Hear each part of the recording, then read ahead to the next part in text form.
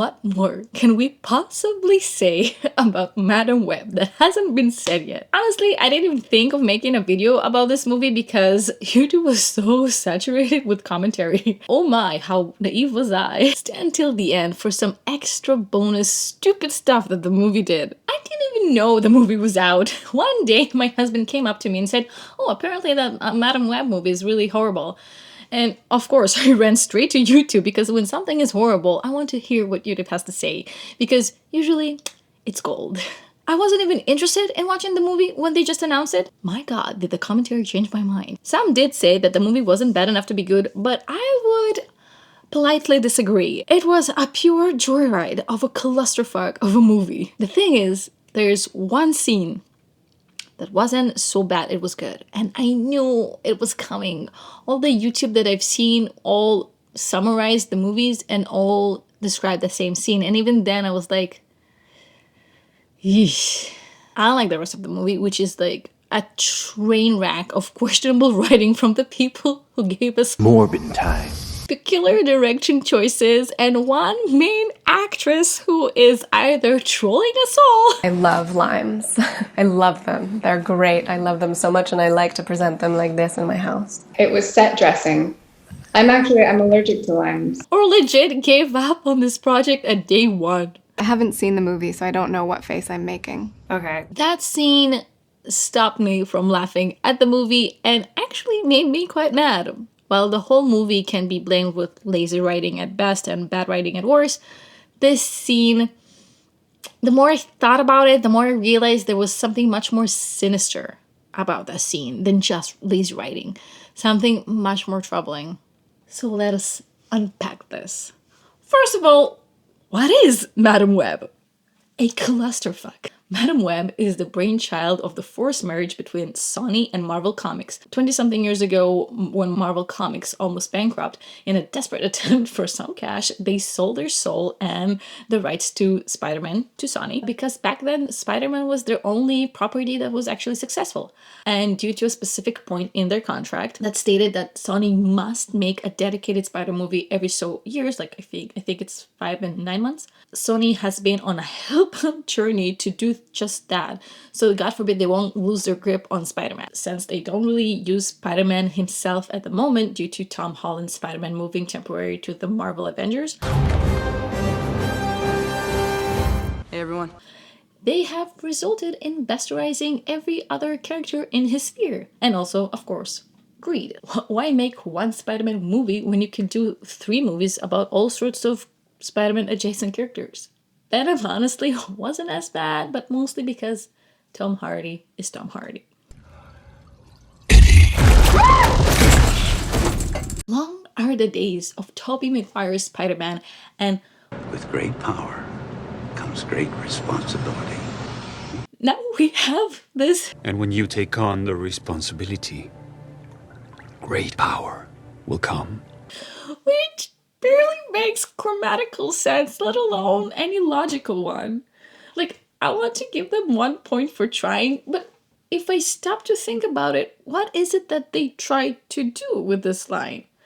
They were trying to recreate one of the most memorable lines from the first Sony Spider-Man circa 2002 and one of the most memorable lines in cinema of the 2000s. Like, the audacity! And it's just so badly delivered, it's comical gold. Anyways, I digress. So since Sony were just randomly picking up characters from their Spider-Man comics, I believe they were like, feminism seems to be kind of still a thing, let's do something with that. Which is already bad. And instead of doing like a proper Spider-Girl movie, they immediately thought long-term and franchise and, worst of all, sequels. So they gave us this clearly intended origin story that was supposed to set up something for later, which is just don't. Just try to make a great movie before you're thinking of movies. They went and picked quite a bizarre protagonist for their movie. In the comics, Madam Web is this old, blind, paralyzed character who kind of helps Spider-Man with her psychotic abilities. With her psychic abilities. She actually has no connections to spiders whatsoever. But her name is Web, so that was enough. You know what? I would actually totally watch a superhero movie starring an old lady. Calling Michelle Yeoh old lady is blasphemy, and calling Everything Everywhere All at Once a superhero movie is misleading at best. But she was a grown-ass woman who already had a 20-something-year-old girl, and she was kicking ass through that entire masterpiece, so just saying. Anyways, since they didn't have the balls to have an old lady heading the movie, we see Madam Web, or Cassie, in her early 30s when she just gets her psychotic powers, her psychic powers. She dies in the line of duty, and this somehow unlocks the venom from the spider that bit her mom when she was giving birth to her in the Amazonas. Truly not important. Anyway, it takes her a while to figure out what is happening. And when she sees the crash that will kill her boss is when she realizes that she can see the future. So a few days later, I really don't know, time flow is wild in this movie. She's riding the train and sees our overdubbed filling. All of his text is re-recorded in the studio. This is so bizarre. So she sees that villain coming to kill seemingly 3 random girls. We have the bad girl, who is also a bit of a tomboy. We know this because she rides a skateboard and flips people off. We have the smart one. We know this because she calculates something difficult in her head at one time. No, sorry, twice. And we have the shy one. And we know this because, well, because of this mannerism here and some little mannerism from the actress. The writing and styling of the girls is so one-dimensional and bluntly stereotypical, it hurts. For our research purposes, I'm gonna take a moment to note Sweetie's clothes. I knew she's shy, yet she dressed quite interestingly. It's not really retro because for some unexplained reason, the movie takes place in 2003. Like, there's no reason for this, no payoff for this fact, none. So this isn't vintage. This is quite fashionable. The short skirt with the knee-high socks and black shoes. It actually kind of gives me Britney Spears' Baby One More Time vibe, but like in lowercase. This isn't something a shy girl would normally wear. And for a second I thought, oh, that's really cool. They're giving me a deeper character. She's shy, but there's still passion for clothes. She might fear attention, yet that doesn't stop her from expressing herself. And then the rest of the movie happened. And I came to the sad conclusion that, oh no, this Britney asks school uniform is the stereotype code they gave her, so we'll know she's shy. We're supposed to know she's shy not despite of her clothes, but because of them. Which is alarming, because this is a 20 or even 30-year-old notion of what shy girl would wear. It's like if you want to make the cool guy cool, you'll dress him up in a leather jacket and maybe throw in some tattoos. It's not just lazy writing, it's outdated lazy writing. And if you will rebut this, well, the movie takes place 20 years ago, so that's what they dressed in years ago. I will say, no, that's not what shy girls wore 20 years ago. This is what lazy writers thought shy girls wore 20 years ago. That's the whole problem with this. This is a strange, false stereotype that was prevalent in writing 20 years ago. That is so bizarre. I don't know if you think I'm making a bigger deal of this than it is, but I think this is a micro mirror to the whole writing and costume design and all the creative that went into making this movie. Oh god, she wears glasses, right? Do you think it's another shy stereotype? Does her character actually wear glasses in the comics? Is her character even in the comics? Okay, yeah. No, her character is in the comics. For some reason, they changed her name. She does not wear glasses. This is concerning to me because if this is what the movie creatives think a shy girl has to look like, it just tells me they have not conversed with a teenager for over 20 years. Also, a note about Smart Girl. I feel like they tried to make her Latina Smart Girl, and what would a lazy writer write about a Latina character? Oh yeah, her father was deported. Not to say that that doesn't happen in the Latina community with all the difficulties that entails, but the Latina community is much more than just that. So it felt off. And I know that the whole point is that all 3 girls are kind of on their own with like absent parents, but they could have thought for one more second and write something else. Like maybe he was dead, maybe he was actually abroad in service of the country. Like, why go with the stereotype? Oh yeah, because that's the first thing you think of when you're lazy. I'll just throw in a side note, a piece of information from the powerhouse of memes, which is Dakota Johnson. She said that the script was way different when she signed in. There are at least 4 credited writers for this. The director herself, S.J. Clarkson, Claire Parker, and Matt Sazama, I think his name is, and Burke Shopleso. I'm butchering their names. Matt Sazama and Burke Shopleso, who gave us Morpheus.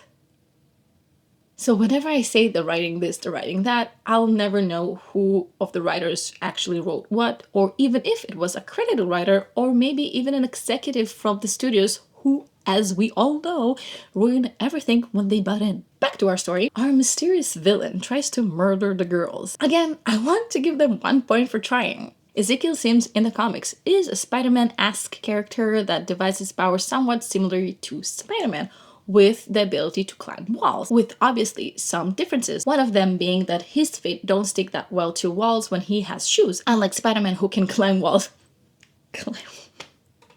Who can climb walls even with his spidey suit on.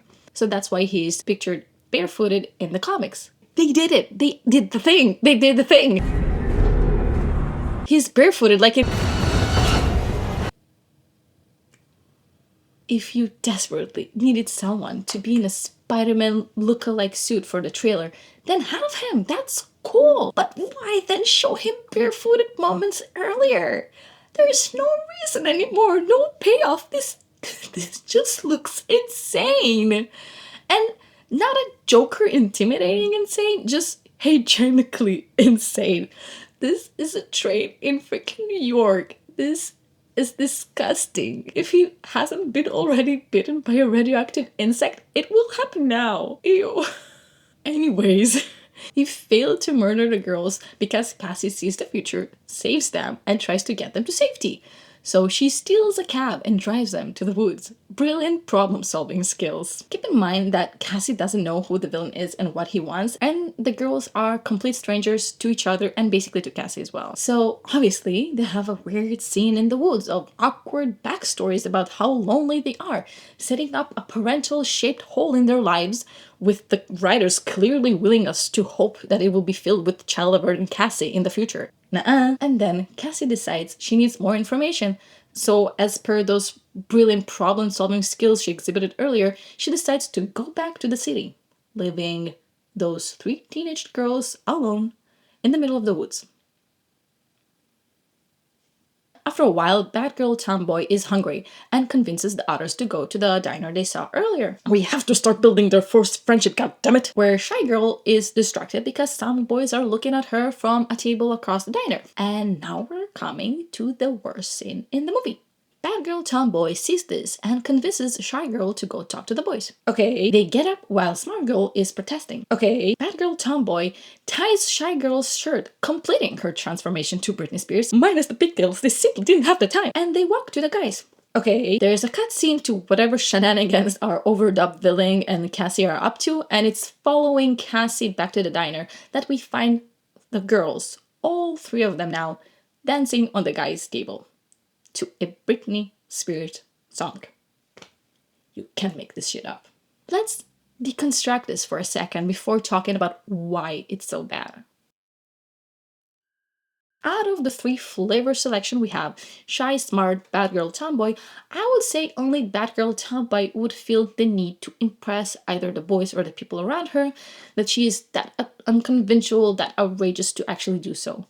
So, plausible. At the beginning, where we see them start going towards the table, we hear Smart Girl protesting. This is not a good idea. The next time we see her, she's already on the table dancing. When and how did she change her mind? Unexplained, denied. We supposedly have Shy Girl's motive for this.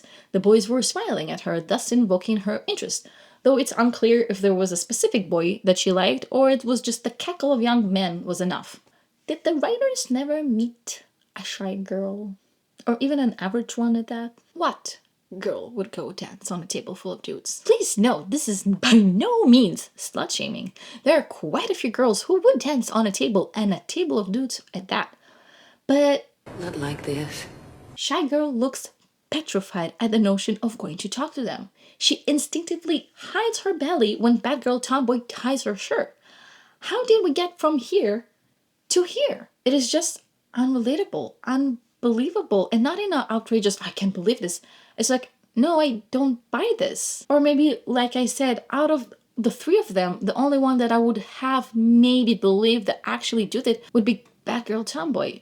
But there's the problem of the location. Now, I have a confession to make. What girl would go dance on a table full of dudes? I, too, partook in dancing on a table. And there were some guys around.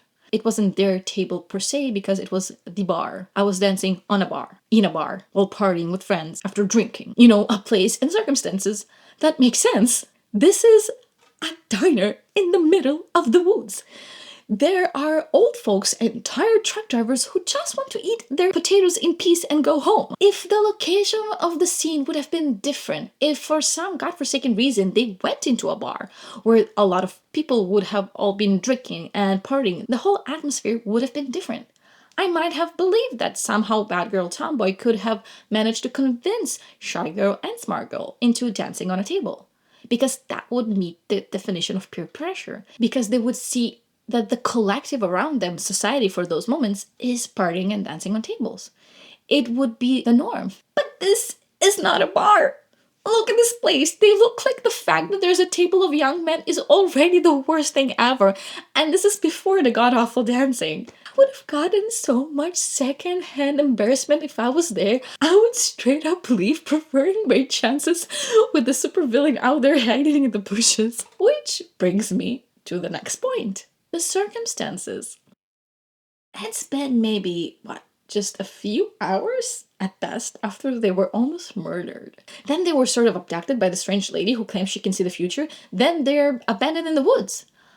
They should be scared. They should be petrified, confused a lot. I would be crying. I would be like halfway into a panic attack by this point. One very effective way to make your audience like your character is by making them believable, relatable. The way they act is maybe something that you personally would never do, but you can still understand the action. This is not it. This is ludicrous. Some people have no self-preservation skills, yeah. Some might block and be in denial about a threat or a fresh trauma. But not all three girls. Not like this. I want to quote for a second Dr. Rangan Chatterjee from a podcast he was on. I can't show you the podcast, but I will link you below. It's really interesting. Stress is at its core a response that we as humans generate when we feel under attack, when we feel there's danger.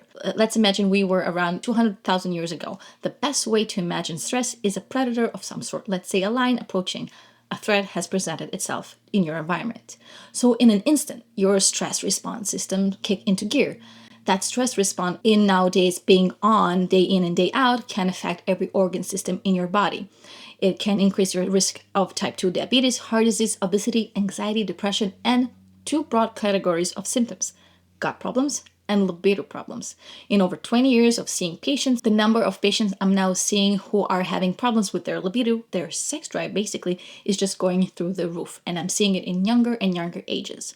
It's absolutely incredible, and there are many different causes of that, but I would say that stress is one of the biggest causes of low libido. Because if you're chronically feeling under stress, your body feels that it's in danger. Your body doesn't feel it needs to be able to chill out and procreate with your partner. In other words, if you are in danger, your unnecessary bodily functions for your immediate survival, like your sexual drive, get shut down. We didn't really need a stamp of approval from a doctor to say that it felt instinctively unrealistic that while knowing that they are hunted by a superpowered, crazed person, the girls would want to dance and flirt with some randos. But here it is.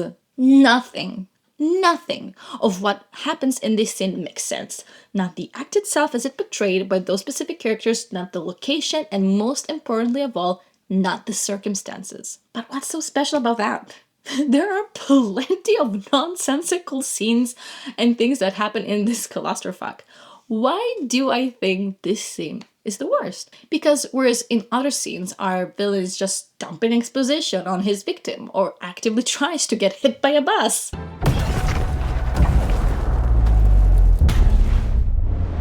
If he would have stayed put, he would have been fine. Or the girls just spew off unrealistic dialogues. All of those just say uninspired lazy writing. Even just plain bad writing. This scene, however, of 3 teenage girls dancing on a table of dudes for dudes while being in actual danger was different. I, as a girl myself, almost felt insulted. This makes them look stupid. Like, actually severely stupid. Which by itself is fine. We need stupid characters in movies. But because it's not just one girl who was dancing, acting absurdly to her situation, it was all 3 of them. All 3 very different girls on the spectrum of what girls are, all dancing, was like stating all girls would have done this, no matter how outrageous or shy or smart they may be. Because this is what girls are. Stupid, vapid, impulsive, and most importantly, so interested in a random's guy, attention, and approval that they would actively put themselves and others in danger. I guess this is why this scene wasn't so bad it was good, like the rest of the movie. Because this scene felt like a Freudian slip. Like the writers accidentally told us what they really thought about girls. That this is normal. This is how girls act. But wait, Cassie is our main character, and she is a woman, and she didn't dance on a table, and in fact, she was scolding them. Well, yes, but that's also part of the problem. She's a grown woman, unlike the girls. And quite unfortunately, we, as a society, really love to hate young girls. We love to hate what they do. We love to hate what they love. Del Noble, a YouTuber that I really like, had a really interesting and enlightening video series deconstructing his hate towards the Twilight books, where he read all of them for the very first time. And I say first time because even though he hated the books and thought they were the worst thing ever, he had never actually read them prior. Very bravely, he admitted that he understood that his initial hatred towards the book, way back then when he was 20, was stemmed in his hatred towards teen girls, and he was furious that something that was aimed to them dared to be so popular. Even I hated Justin Bieber when he was like, what, 13, 14? With a burning passion, because of the very same reason, the audience he was singing for. I hated to see the crowds of girls screaming and crying for him, and I also hated him. It took me years to realize my inner misogyny had much more to do with that than anything else. So this is seeing girls as one blob, one cohesive thing, even if you try to differentiate them with stereotypical one color code of personality trait. And this blob of girly youth is behaving stupidly, girly, and sexually. I don't need a perfect female character trope. I don't need a strong female lead. Give me flawed characters. Give me stupid and vapid and those who need immense attention and approval. But if all of your young girls are all of that, then we have a problem. I didn't want to end on this bummer, so here are some ridiculous things my husband and I noticed while watching this monstrosity. So there's a car crash that kills her boss. The truck drives full speed into the ambulance. Look at this shot! Jesus, why was the truck full speeding into the damn ocean? Like, they didn't even look at the afters to see if it makes sense. Milk is really bad for cats. So Cassie's really making sure this cat that hangs around on the 4th floor stairs will have diarrhea later on. I give a lot of grave importance to the costume design they gave the Shy Girl, and if somehow, somewhere, I still had hope there was more to it than that, that hope was shattered when I saw this. This is like a glimpse into the future that Cassie has of how they're like all fighting crimes and whatever. Girl, what the actual fuck do you have on? This looks like a Dollarama costume for kids.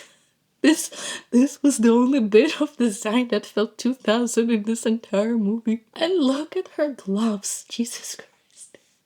You can just see the fabric is so chunky and cheap. And did I mention Dollarama costume? Because, yeah. I realize just how arrogant Sony were here with the costumes.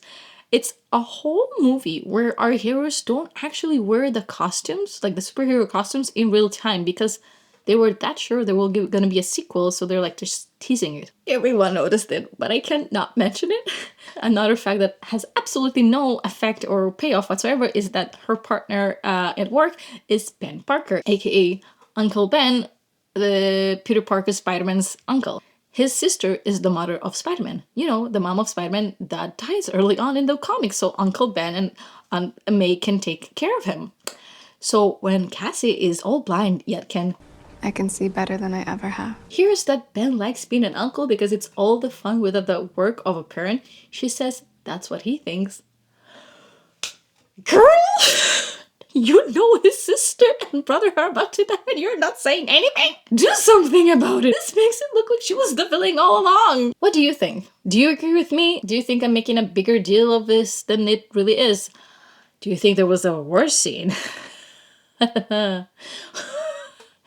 What was your favorite bad moment of this movie? Please leave a comment. I'm so interested. This was just a pure joyride for me.